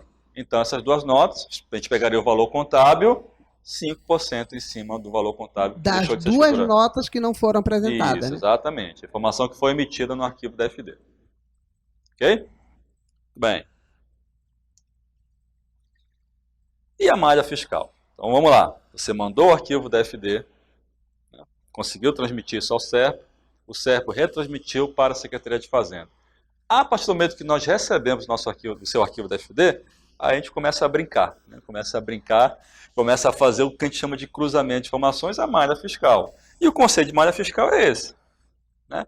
Você tem diversas bases aí e faz um batimento com as informações. Então você mandou o arquivo da FD, a partir dessa informação que você mandou no arquivo da FD, a gente faz o cruzamento com o que a gente tem de nota fiscal eletrônica na nossa base, nota fiscal de consumidor eletrônico, conhecimento de transporte, operação com cartão de crédito e de débito, enfim. Tudo que a gente tem de possibilidade de cruzamento, aqui é realizado. Então você mandou o arquivo da FD, a partir do momento que caiu na nossa base de dados, a gente já começa esse processamento, fazer o batimento com outras bases que nós temos em nossos sistemas, que a Secretaria de Fazenda possui em seus sistemas. A DAN também é um mecanismo de fazer batimento, né, doutor? Sim, então tem que ter muito cuidado, né? Manda a FD com um valor, a DAN com outra, então já está entregando para a malha essa divergência, né? Perfeito, perfeito. É uma outra forma de também de fazer esse batimento. Verificar o que você declarou na DAN simplificado, com o que você está apresentando de informação na FD. E futuramente vai ter cruzamento também com DIA, com DAI. Então, o universo aí de cruzamentos ele é vasto, ele é muito vasto. E a Secretaria de Fazenda tem esse trabalho assim, muito forte, desse cruzamento, de trabalhar com a malha fiscal. E um grande detalhe, pode dizer, a Secretaria de Fazenda é muito malvada a fazer isso. Não, na verdade o que a Secretaria de Fazenda procura fazer é justamente antecipar ali ao contribuinte uma ação fiscal. Então, é listado ali as inconsistências que foi detectado de malha e é oportunizado ao contribuinte que ele se autorregularize antes de iniciar uma ação fiscal, porque os senhores sabem, a partir do momento que iniciou uma ação fiscal, perdeu a espontaneidade. Ou seja, você não pode mais retificar aquela informação, salvo se o auditor fiscal que está conduzindo a ação autorizar. Do contrário, você vai ter que aguardar o final dos trabalhos e aí, nesse caso, é esperar também a aplicação da penalidade. Porque você pode ficar acompanhando, né, doutor Alain? Deu a inconsistência, então você pode ficar acompanhando, tem um período que você pode retificar espontaneamente, depois ainda tem um período que você pode retificar pedindo a autorização da Cefaz, então você tem a oportunidade de corrigir, de fazer a coisa correta. É mais ou menos assim, eu estou pensando aqui que nem o imposto de renda da pessoa física. A gente entrega e fica acompanhando, não é só entregar o documento e deixar para lá e depois ser surpreendido pela uma fiscalização e achar, pô, a Cefaz é ruim. Não, a Cefaz também dá oportunidade, né? Lá na Receita Federal, quando a gente faz a entrega da declaração de imposto de renda, a declaração vai para o banco de dados da Receita e o contribuinte, o contador que faz de alguns clientes, ele fica acompanhando para ter a oportunidade de corrigir espontaneamente antes de uma ação fiscal. Então, é muito importante nós, profissionais da contabilidade, fiquemos atentos a essas observações que o doutor Alain, com muita propriedade, está nos ensinando, nos alertando para evitar futuros problemas. Perfeito, doutora. A dinâmica é exatamente essa. É exatamente como funciona a Receita Federal, né, há anos e anos. Então, a Secretaria de Fazenda recebe o arquivo da FD, identifica as inconsistências, lista essas inconsistências ao contribuinte, ele tem a oportunidade de identificar a informação antes de iniciar uma ação fiscal. Então, é um trabalho mesmo de precaução, para que vocês não venham a ser surpreendidos. Não pode nem dizer que foram surpreendidos, porque a informação está lá, está disponível no DTE. Então, corra essa informação. De vez em quando recebemos contribuinte lá, eu não sabia. Não, sabia. E aqui um detalhe, e é importante até que se faça um pouco da meia-culpa. Não sei se procede, mas muitas vezes a gente recebe lá o contribuinte, o responsável mesmo, né, proprietário, e uma das alegações é, mas o contabilista não me, o contabilista não me informou. Eu acredito que não procede. Mas de qualquer forma, é interessante ter essa diligência. Mas você, contabilista, é responsável pela empresa, está ali prestando assessoria. Então, diariamente, acessar o DTE, verificar se tem alguma inconsistência da FD e já proceder à regularização. Certo? Para evitar qualquer dissabor aí futuro. Muito bem. Como é que funciona o nosso fluxo da malha, lá na nossa Secretaria de Fazenda? Então, o contribuinte gerou o seu arquivo da FD, transmitiu ao Ambiente Nacional do SPED, o SPED retransmitiu para a Secretaria de Fazenda, a partir do momento que nós recebemos a informação do arquivo, fazemos o processamento e o cruzamento das informações, e se for detectada qualquer inconsistência, essa inconsistência é reportada ao contribuinte por meio de um aviso lá no domicílio tributário eletrônico. Então, quando você entra, acessa o seu DTE, você já vai estar de cara lá, aviso de omissão de FD, aviso de inconsistência, é listado para você qual o problema detectado para que você possa proceder à correção. Okay? Eu costumo brincar, a Secretaria de Fazenda é uma mãe para o contribuinte. Mas, de vez em quando, a mãe tem que dar umas palmadinhas ali. A gente tenta evitar. Como é que a gente tenta evitar? Através da malha fiscal, dando os avisos necessários. E, a partir dali, é com o contribuinte, é com o contabilista ali que presta assessoria, correr atrás da autorregularização da empresa. Ok? Lá em junho, julho, nós retomamos, na verdade, um processo de intensificação das malhas fiscais. Os contribuintes foram avisados quais os eventos de malha, o que é que a Cefaz iria cruzar naquele momento, qual o período que seria feito esse cruzamento, ok? E, na sequência, nós procedemos efetivamente à malha fiscal. Então, hoje você tem alguns eventos de malha fiscal, ou seja, os cruzamentos que são realizados. Vou listar aqui para vocês quais são esses cruzamentos com detalhe. Alguns desses cruzamentos, alguns desses eventos de malha já têm uma repercussão imediata no contribuinte. Outros eventos de malha vão ter repercussão apenas 90 dias após identificados e se o contribuinte não regularizou a situação. Então vamos lá. Esses primeiros 4 eventos aqui, eles têm uma repercussão imediata. Ou seja, se você incorreu em alguma dessas inconsistências,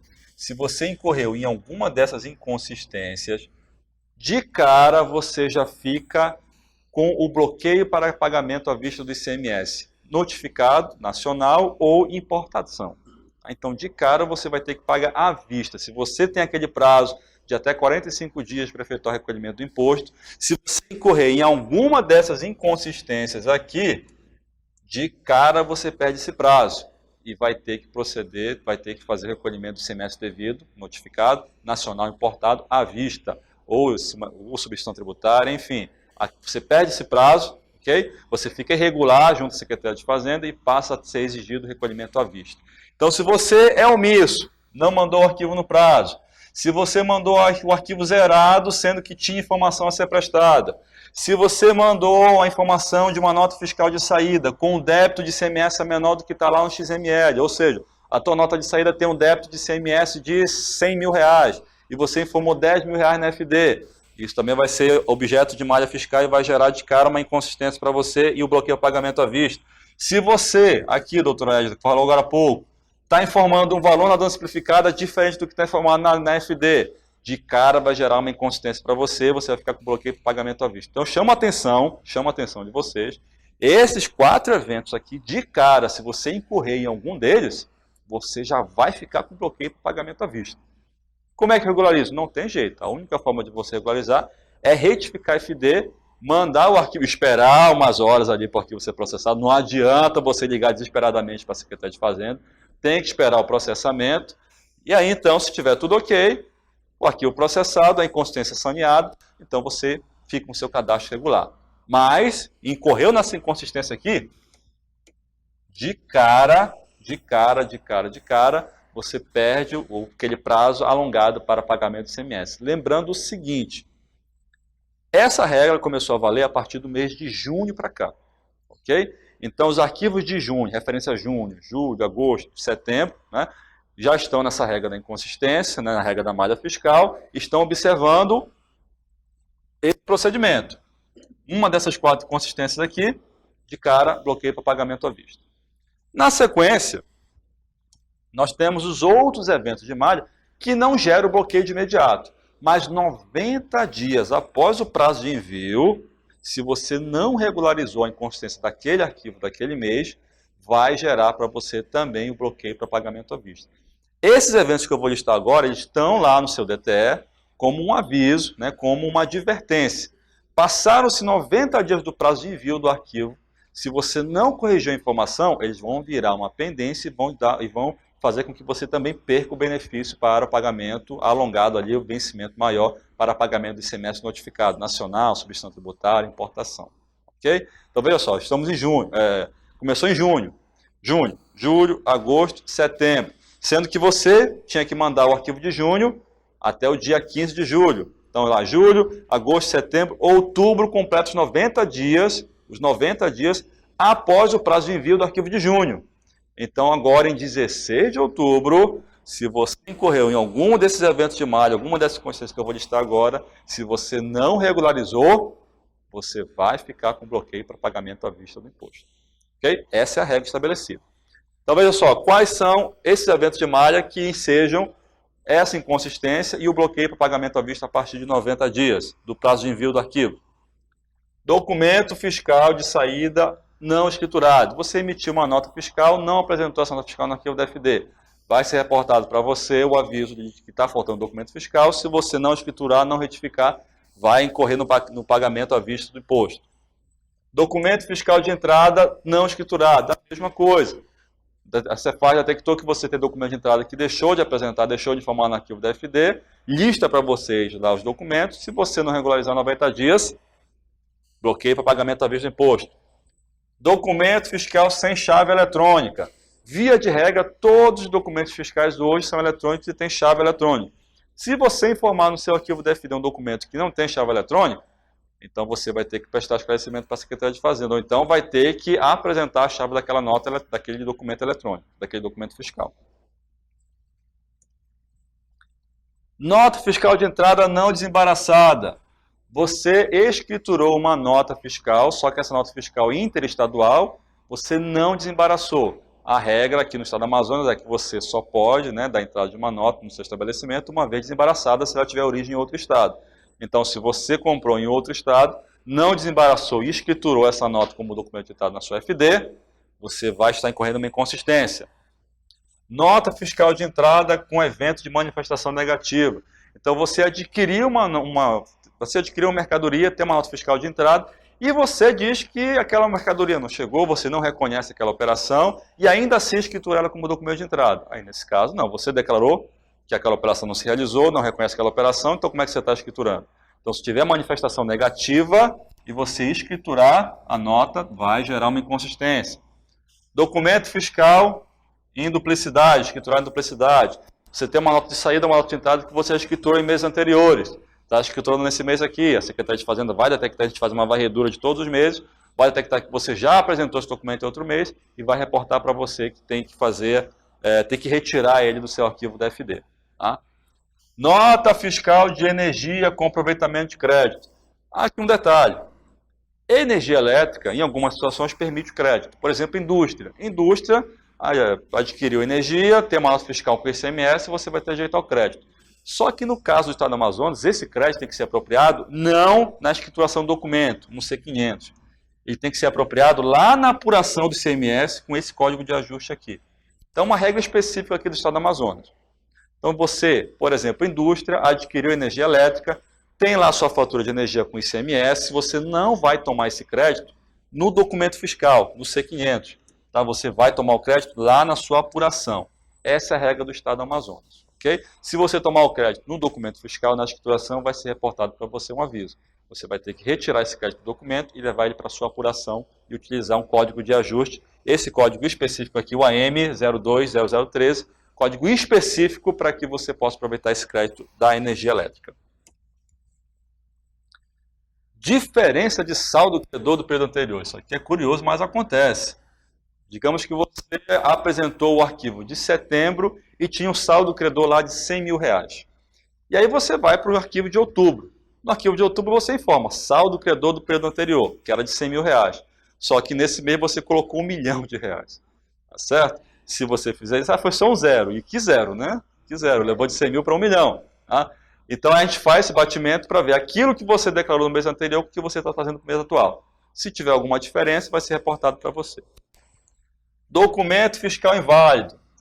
Você tem um documento que foi cancelado, tem um documento que foi no último número que foi utilizado, enfim, algum tipo de documento que não deveria ser escriturado, é inválido, mas você está trazendo para o arquivo da FD. Isso também é detectado e aí é levado para você fazer a correção. E esse aqui, que é o que dá dor de cabeça para muita gente. Outros créditos genéricos. Aqui um detalhe.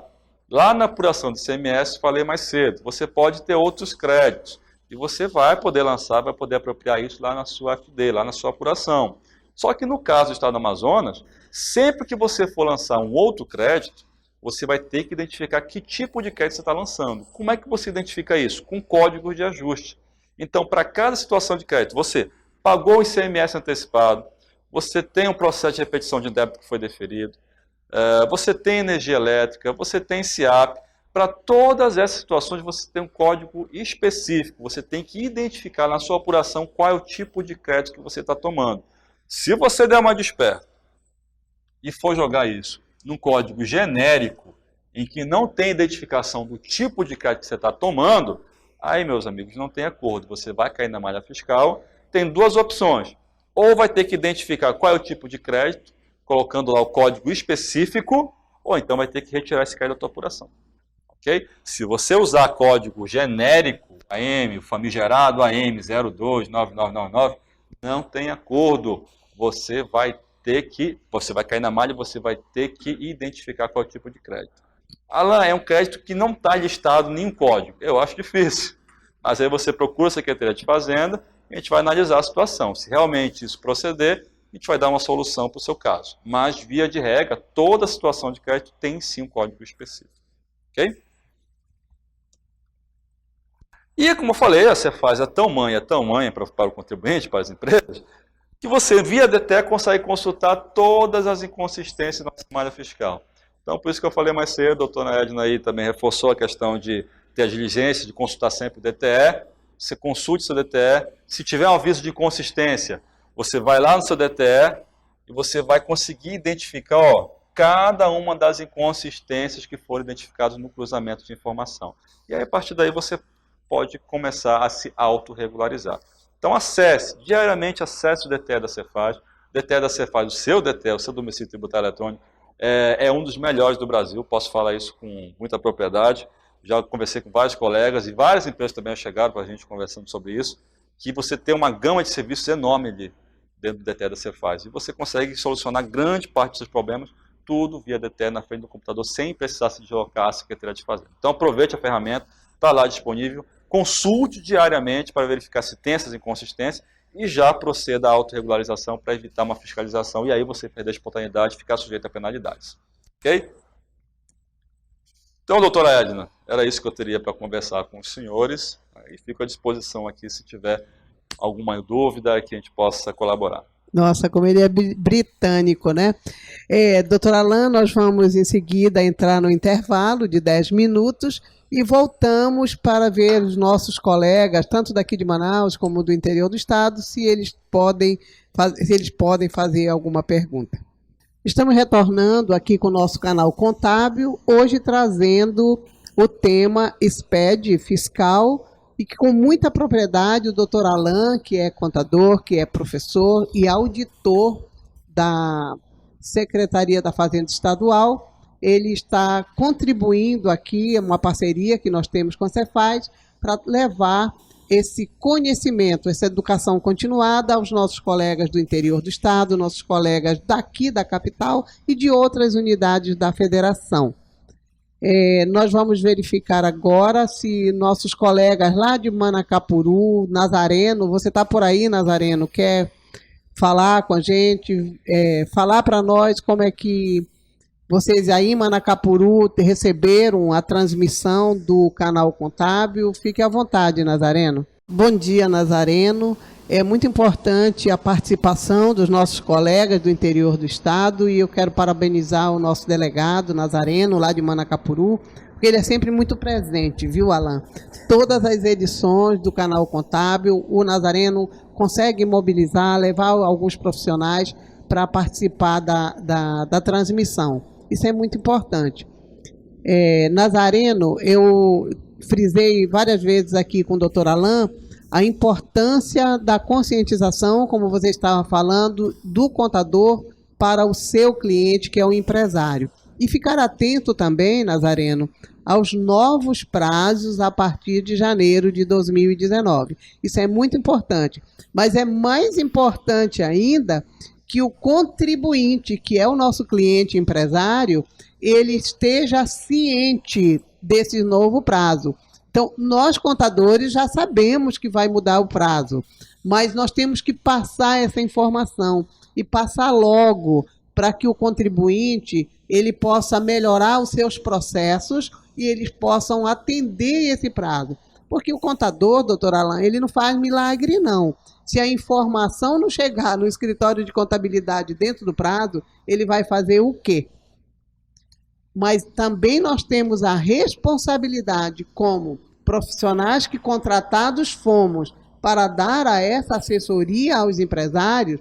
Então nós temos que sentar com o nosso cliente, deixar ele ciente, de preferência criar uma reunião com uma pauta, onde ele possa assinar essa pauta da reunião, que ele foi notificado, que ele foi orientado que o prazo vai mudar e que ele tem que passar a informação em tempo hábil para que o seu contador possa transmitir para o fisco. Isso é muito importante, porque, doutor Alain, a profissão contábil ela é a única profissão que está inserida no novo Código Civil como corresponsável, responsável solidário, no caso de sonegação, no caso de falta de informação.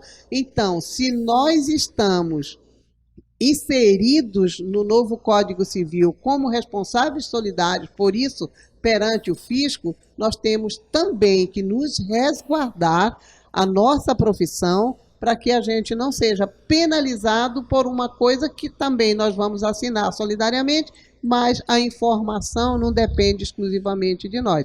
Nós somos responsáveis pela transmissão do arquivo, mas o conteúdo do arquivo, ele vem da empresa, do contribuinte. Mas nós também temos a obrigação, o dever de orientar, de fazer com que o contribuinte ele esteja consciente dos seus deveres de contribuinte. Então, isso é muito importante. Tem mais alguma colocação, Nazareno, por aí?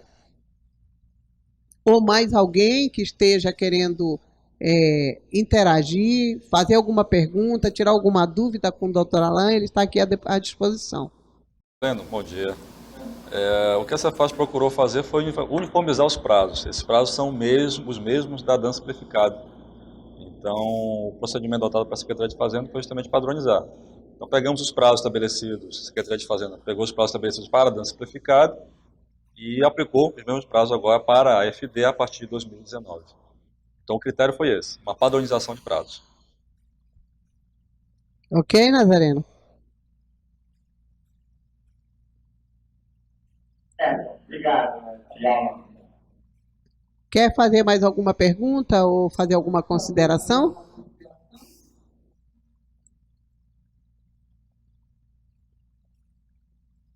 Mas, a gente até agradecer pela parceria que o Conselho vem fazendo com o Instituto Geral do Brasil para levar essa continuada ao Estado.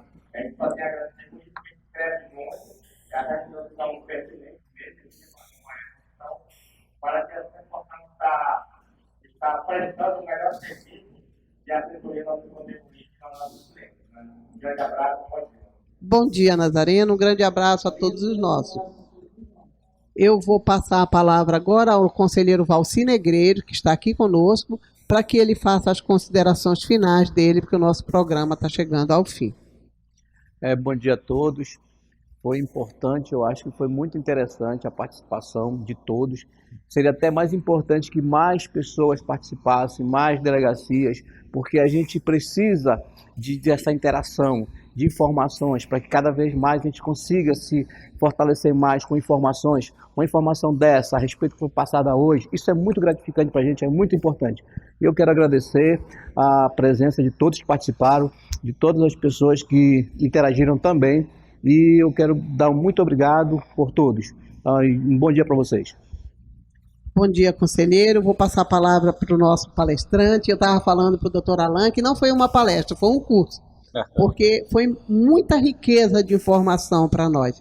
Então, doutor Alain, já com os nossos agradecimentos, em nome do presidente Manuel Júnior, que está nos assistindo. Bom dia, presidente. Espero que já esteja em Manaus. Ele estava em Mato Grosso, numa missão do CRC, e nos confiou aqui de vir mediar o canal contábil de hoje. Então, doutor Alain, faça suas considerações já com o nosso abraço, nosso carinho por toda essa parceria e o carinho que você tem conosco. Doutor Edna, novamente reforçar aqui o agradecimento pelo convite. É sempre um prazer poder participar desse evento convite pelo Conselho de Contabilidade. Minha formação é em contabilidade, então estou aqui falando com co-irmãos, de formação. É muito prazeroso, realmente é gratificante. Louvo a iniciativa do Conselho de Contabilidade, são iniciativas muito importantes, trazer essa informação, essa conversa, essa interação com os profissionais, para que a atividade contabilista possa ser exercida com sua plenitude, com segurança, e com a certeza de que as empresas estão ali muito bem assessoradas, muito bem auxiliadas. E parabenizar também aos que estão aqui nos assistindo, por a iniciativa de procurarem se aperfeiçoar, procurarem conhecer. A FD não é um assunto novo, mas tem sim suas peculiaridades, tem sua dificuldade, e o caminho é esse mesmo, procurar sempre se aperfeiçoar, entender como é que tem que se cumprir a obrigação, essa obrigação tributária, a fim de evitar qualquer tipo de dissabor. Aqui o meu grande abraço e sucesso a todos.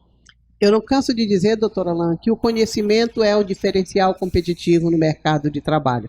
E para nós da categoria contábil, isso é muito importante, porque o feijão com arroz da profissão, doutor Alain e conselheiro Valci, todos fazem. O diferencial é que faz a diferença. Então, eu deixo meu abraço para todos os profissionais que estão acompanhando o canal contábil de hoje, Manacapuru, parabéns Nazareno, todos os profissionais que estavam ali naquela sala, e a conselheira Joseni, que estava através do aplicativo, o presidente que está nos assistindo também, diretora Tânia, e outros profissionais que estavam através do aplicativo humano.